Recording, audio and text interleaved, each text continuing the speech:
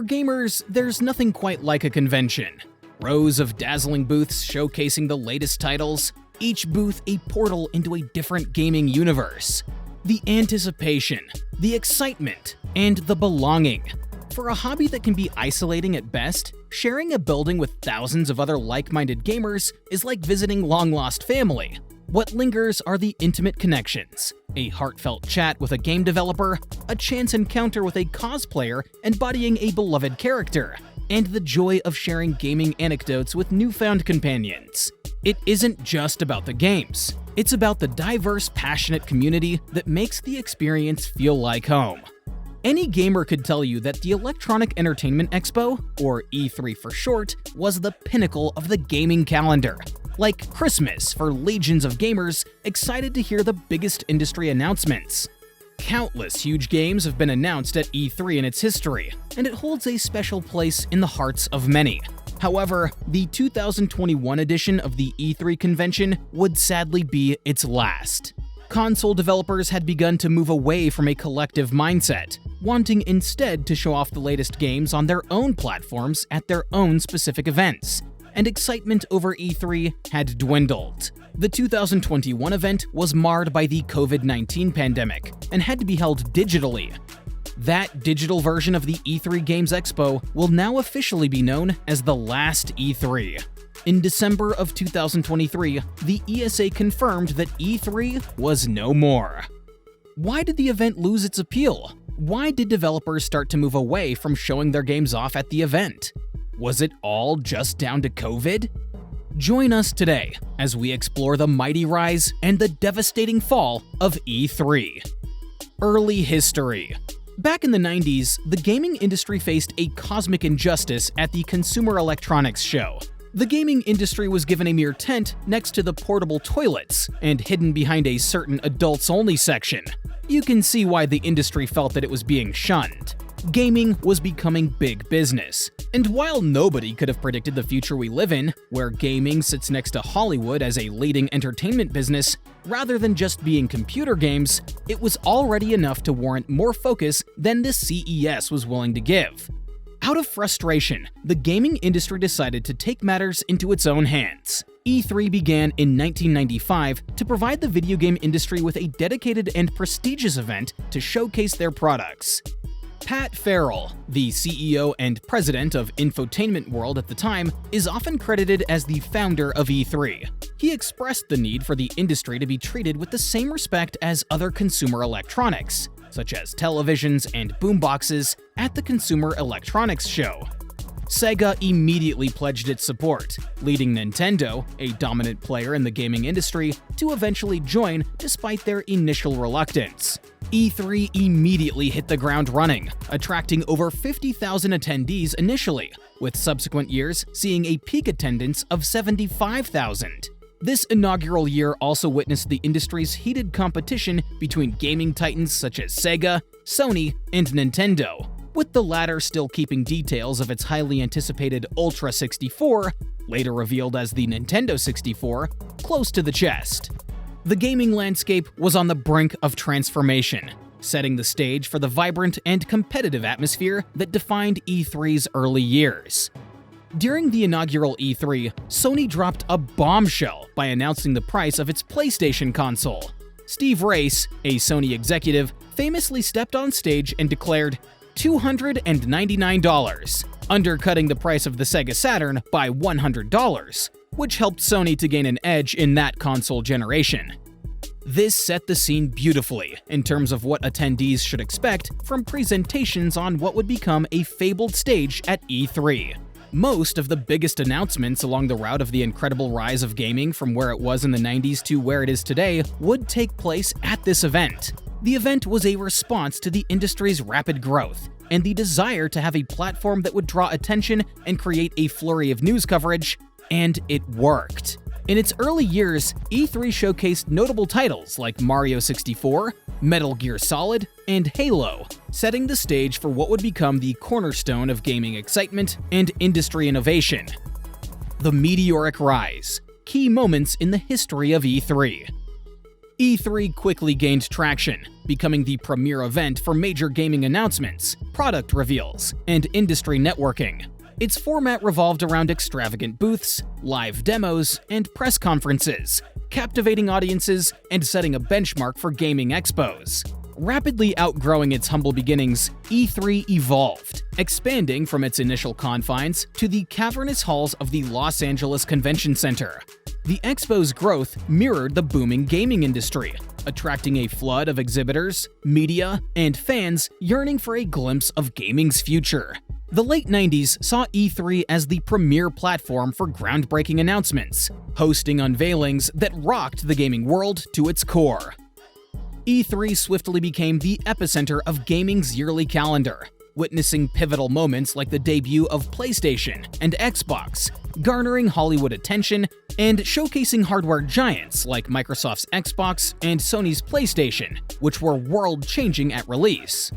Despite the initial success, E3 encountered hurdles, such as venue changes, shifts in schedules, and debates about return on investment, prompting alterations in format and location. The turn of the millennium was E3's golden age, a spectacular showcase where giants clashed. The PlayStation 2's unveiling in 1999 cast a spell of awe, signaling Sony's dominion. Microsoft crashed the party with the audacious Xbox debut, while Nintendo dazzled audiences with the revolutionary Wii and DS. These milestones elevated E3 to the pantheon of gaming events, a veritable mecca for any devout gamer. In Nintendo's E3 conference in 2004, they stunned audiences when they showcased the first look at The Legend of Zelda Twilight Princess trailer, generating immense excitement among fans. In 2005, Microsoft's announcement of the Xbox 360 was a significant moment in gaming history. The reveal of this next-gen console set the stage for a new era of gaming, with enhanced graphics and innovative features. The demonstration of the Wii console and Wii Sports gameplay at E3 2006 was a game-changer. The intuitive motion controls showcased a new way to play games, attracting a broader audience beyond traditional gamers. That same year, E3 2006 featured the announcement of the PlayStation 3's price at $599, which drew gasps from the audience. This high price point became a talking point and had an impact on the console's early reputation and sales figures. You see, over the years, E3 had evolved from business-centric presentations to glitzy, trailer-laden spectacles. Publishers adopted more consumer-focused approaches, integrating flashy presentations, celebrity appearances, and high-octane reveals, making E3 a pinnacle of gaming hype. In 2009, Microsoft's reveal of the Kinect, originally known as Project Natal, showcased controller-free gaming and motion sensing. This technology aimed to revolutionize how players interacted with games. It wasn't just new games, it was industry-changing technologies as well, showcasing how the industry wasn't just about entertaining, but also running at the cutting edge of modern technology. E3's allure lay not only in product reveals, but also in its transformation into a nexus of innovation and spectacle. The expo served as a battleground for gaming giants vying for supremacy, a theater for technological leaps, and a forum for industry leaders to define the gaming landscape. Every year was a crescendo of excitement, an electrifying fusion of hype, announcements, and immersive experiences that captivated both attendees and the global gaming community. The convention's evolution mirrored the gaming industry's ebbs and flows, adapting to technological advancements and changing consumer behaviors. However, by the mid-2000s, exhibitors grew disillusioned with the exorbitant costs of extravagant booths and marketing campaigns. The ESA, which organized E3, attempted a scaled-down version in 2007 in Santa Monica, met with mixed responses. The subsequent return to LA emphasized the need for a balance between affordability and maintaining E3's hype. Similar to how the San Diego Comic-Con became an annual dueling match between film studios like Marvel and DC Warner, E3 was the same for the major gaming developers. Nintendo, Xbox, and Sony always packed their presentations with as much excitement as they could to try and steal the limelight. As the industry became more digitized, the keynote presentations were recorded to be broadcast to fans online, letting gamers see what the industry journos and bigwigs got to see firsthand. Things just continued to grow. The E3 Expo became a yearly event, not only for the industry, but also for gamers anticipating the announcements that were to follow at the event. Still, the event was traditionally an industry-only trade show, closed off to the public. That all changed in 2017. Finally, E3 embraced the public, allowing fans into its hallowed halls for the first time, symbolizing its evolution from a trade-only affair to a consumer spectacle. Yet, this expansion marked the beginning of a slow decline. While still monumental, the Expo faced challenges, controversies, and a shift in industry trends that would ultimately redefine its destiny. Despite this, the convention was still capable of delivering big moments. A standout in 2019 was when Keanu Reeves made a surprise appearance during Microsoft's E3 conference to reveal his involvement in the game Cyberpunk 2077, creating a buzz among attendees and online audiences. Little did the crowds know, this would be the last big in-person announcement at E3. Changes in the industry that hurt E3.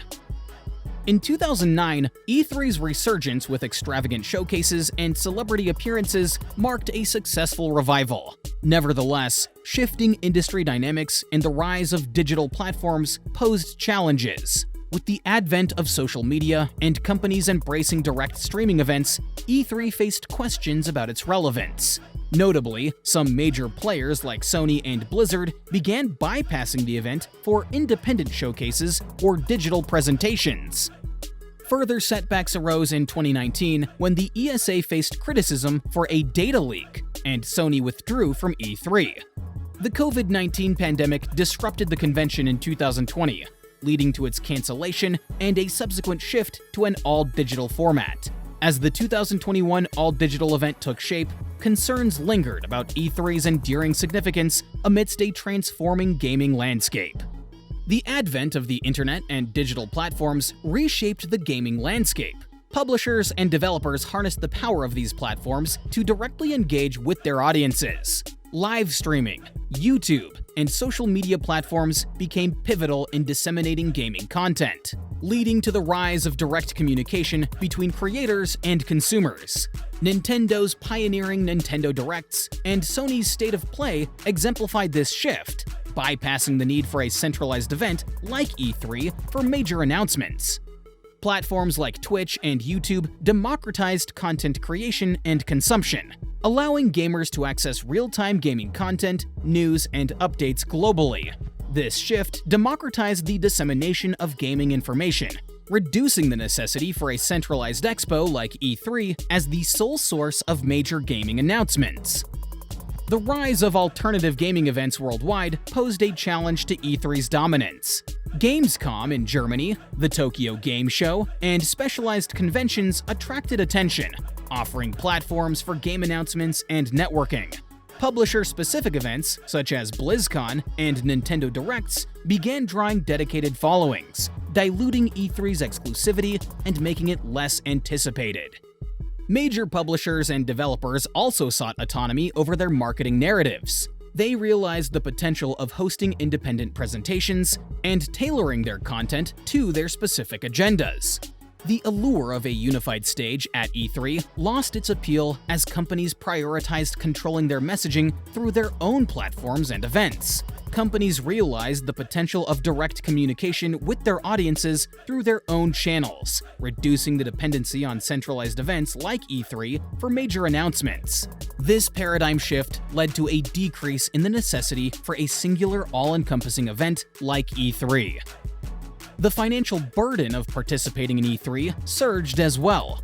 Expenses for booth rentals, elaborate marketing, and the high cost of exhibiting at the LA Convention Center became increasingly prohibitive, particularly for smaller developers. The escalating costs overshadowed the benefits, prompting many companies to question the value proposition of participating in such an expensive event. Then, COVID-19 hit and provided the final nail in the E3 coffin. The pandemic catalyzed the ongoing shift towards digital platforms. E3's cancellation in 2020 and subsequent digital format forced companies to explore alternative presentation methods. The success of digital showcases during the pandemic highlighted the feasibility and cost-effectiveness of such formats, further accelerating the declining relevance of E3's traditional in-person event model. Economic uncertainty triggered by the pandemic also prompted companies to reevaluate their spending priorities. The exorbitant costs associated with participating in physical events like E3 became less justifiable. Financial prudence during uncertain times led to a reassessment of the ROI from large-scale physical expos, influencing companies to pivot towards more cost-effective digital alternatives. On top of these shifts in the global economy and the gaming industry, there was also a controversy in 2019 that did almost irreparable damage to the event's reputation: the data breach. The E3 data breach, which occurred in 2019, exposed the personal information of over 2,000 journalists, content creators, and analysts who had registered for E3 2019. The breach was due to a website vulnerability that led to the contact list of registered journalists attending E3 being made public. The leaked information included names, publications, home addresses, email addresses, and phone numbers. The breach was a significant concern, as it exposed individuals to potential harassment and intimidation. The Entertainment Software Association, the organizers of E3, was made aware of the vulnerability and took steps to protect the data and shut down the site once notified. The incident led to public outcry and demands for reparation from those affected. The ESA's handling of the breach and the potential implications, including legal and financial consequences, were subjects of significant attention and concern. The breach was a serious issue that raised questions about the security of personal data and the potential impact on the affected individuals. It also highlighted the importance of robust data protection measures, especially in the context of large-scale events and the handling of sensitive information. The incident had repercussions for the ESA and raised broader concerns about data security and privacy in the gaming industry. This wasn't the only time over the years that E3 had fair criticism leveled at it. Past E3 events led to reports of incidents of inappropriate behavior. There were instances of booth models dressed in revealing outfits, which drew negative attention and prompted discussions about objectification. Additionally, reports of harassment, especially towards women in the gaming industry, raised concerns about the event's culture and safety measures. The end for E3. The cancellation of E3 2023 wasn't surprising, given the declining interest from major publishers and attendees. It was supposed to be the first in-person E3 event in 4 years following the COVID-19 pandemic, but was cancelled due to a lack of interest. Factors contributing to this decision included economic challenges, digital marketing opportunities, and COVID-related game development issues. E3, initially created for the gaming industry's distinct showcase, became a battleground for console supremacy marked by flashy presentations and competitive pricing announcements. On December 12, 2023, the ESA announced, "After more than 2 decades of E3, each one bigger than the last, the time has come to say goodbye. Thanks for the memories. GGWP." And that was it. E3 was no more. Once the yearly Christmas for gamers around the planet is never going to happen again. In its storied history, E3 has been more than just a showcase of games. It has been a barometer of the gaming industry's evolution, from monumental price reveals that shifted console wars to groundbreaking technological unveilings. E3 defined eras and fueled the excitement of gamers worldwide.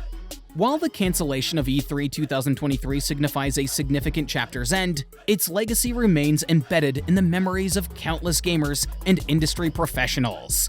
It's a testament to an era where E3 was the pinnacle of gaming excitement, where dreams were unveiled, and where communities gathered to celebrate their passion. As we bid adieu to this iconic event, we look back fondly on the thrilling announcements, surprises, and the communal spirit that defined E3. While the future might be uncertain when it comes to a yearly video games expo, the memories E3 created over a quarter-decade will continue to resonate, reminding us of a time when E3 was the beating heart of gaming excitement. Will gamers find a new event to visit to find that sense of family and belonging that E3 gave them between 2017 and 2019? I hope you've enjoyed today's video. What's your favorite E3 moment? Let us know in the comments down below.